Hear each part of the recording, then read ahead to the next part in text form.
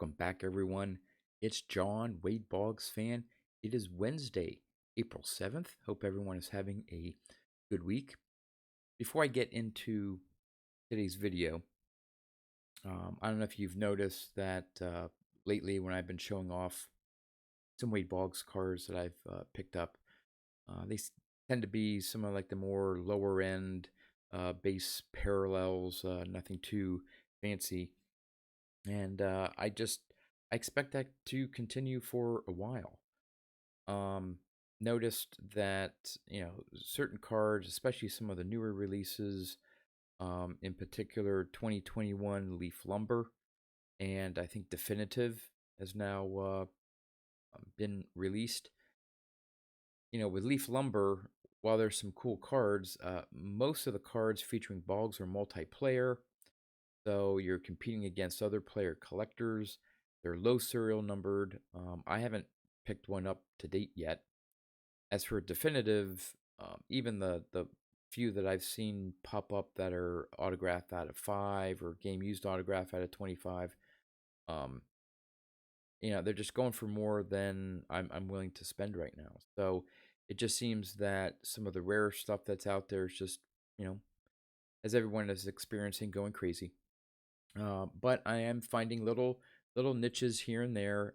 Basically, going through my checklist, searching for older stuff that I may not have been able to find a few things.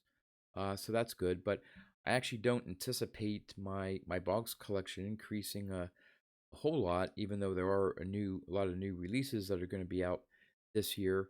Um, More and more, I've noticed that for most of the sets, they're higher end, low serial number that Boggs is featured in, and it's just becoming harder and harder with my budget to afford some of those cards. So we'll see how my Boggs collection grows. I'll still be looking for those deals out there, but most likely when I do have some Boggs cards to show off, they're going to be maybe on the lower end, but still ones to add to my collection. So for today's video, I received a belated birthday present from a fellow Boggs collector. So I will show that off and show off a couple other cards that I picked up in the mail over the last few days or so. And then we will end the video with a Would You Rather. And this time it's pitting two modern players' rookie cards. Again, trying to mix it up between vintage and modern and so on. So I thought I would turn to modern cards and two young hot stars and see which one you would rather have, assuming you didn't have any in your collection. So let's turn the camera around and take a look at my belated birthday present and some recent pickups. All right, we're going to start off with the two cards that I got from a really good friend of mine and fellow Wade Boggs collector, Nate. Um, My birthday was back in March, but the reason why I did not get these until recently is at least one of the cards he had tied up in a ComC, and by the time it got shipped to him and stuff, and then sent it to me, it was after my birthday. But he did tell me that I was probably going to be getting this, and I finally got it in the mail. But before I show that one, he did hook me up with another 1984 Topps Wade Boggs card. And if you know me, this is one of my favorite Boggs cards. In fact, I have over 1,000 of them. And this makes 1,021. Really good centered card, great example of it. And I can never have too many 84 Topps Boggs cards. So that was one of them. And the second one,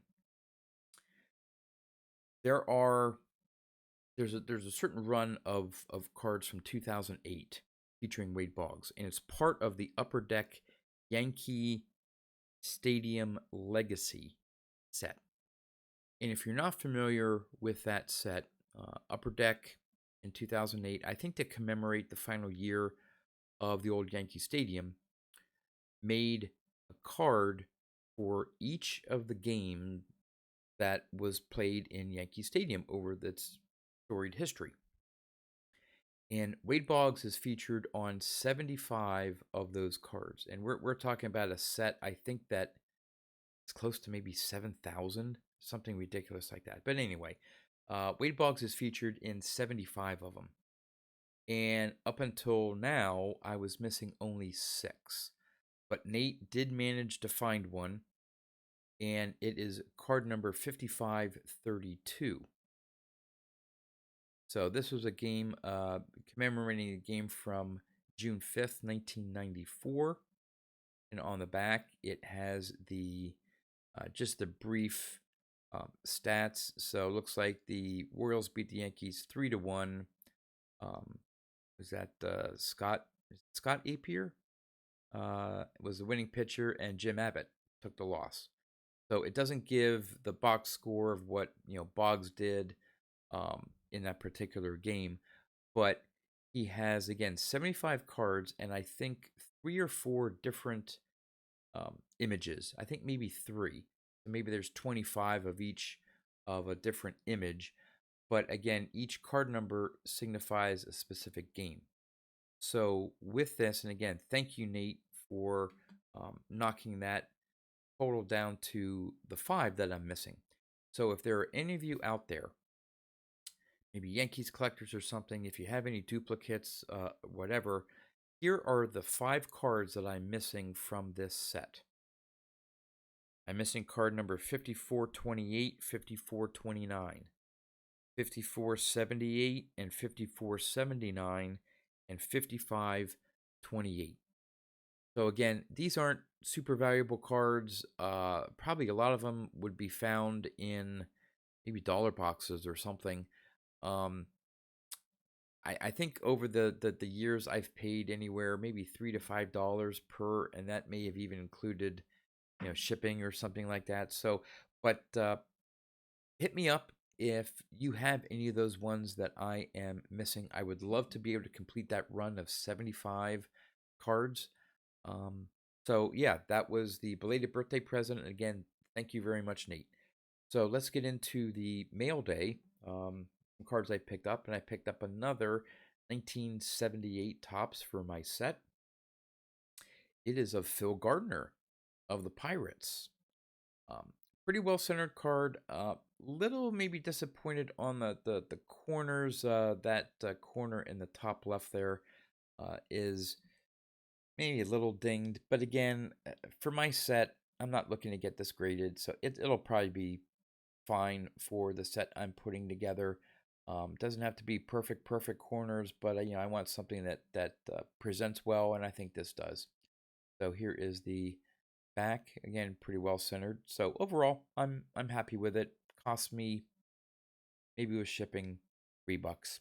So the last 3 cards I have are from 2021 Donruss, working on some of the parallels. And the first one I have is the Hollow Red. I have a little shine there with a red border, not serial numbered.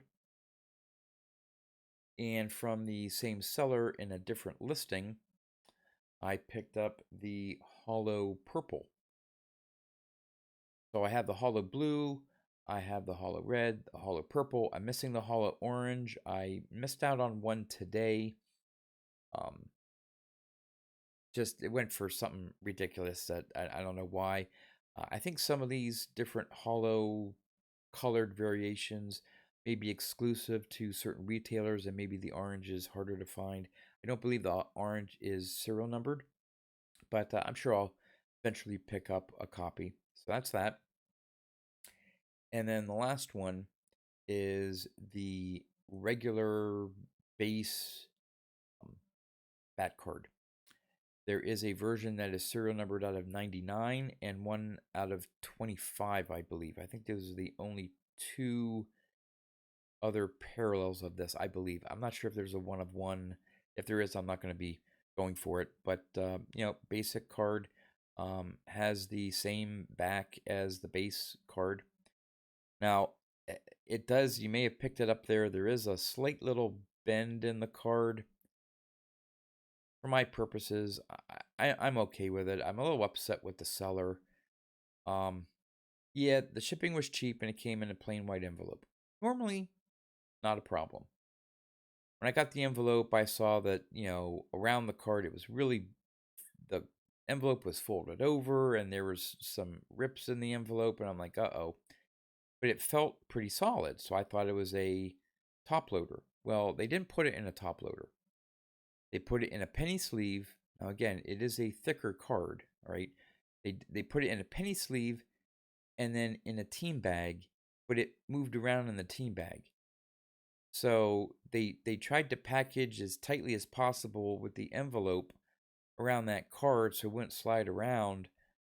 But honestly, I mean, other than maybe that little bend there, um, I know people are trying to save money. Maybe top loaders are hard to come by or expensive, but man, if you're selling game used cards like this with the thickness, um, put it in a top loader. Just gives it a little bit more rigidity.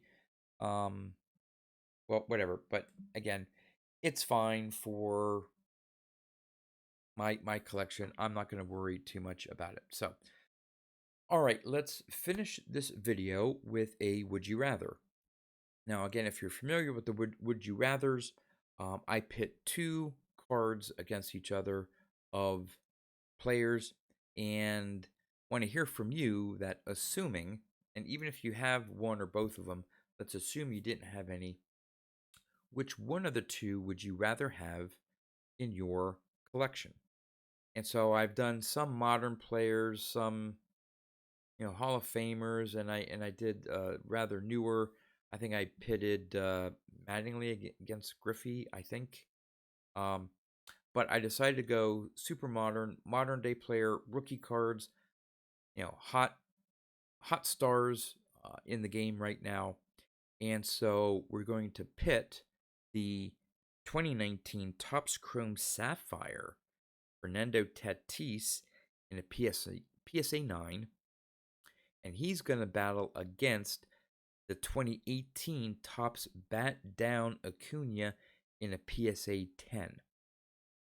Now, it actually took a while for me to find two comparable cards. These sell right now. The latest sales are around $2,500. So obviously with the Acuna, the Bat Down, very famous card.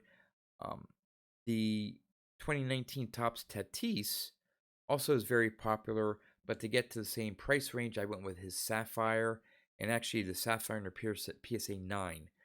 The Sapphire in a 10 is even way above the Acuna Bat Down. So, what I'd like to hear from you is, would you rather have the Tatis rookie in a Sapphire PSA 9 or the Acuna rookie Bat Down in a PSA 10? Let me know in the comments. That's all I have for you guys. As always, thanks for watching, and I'll see you next time.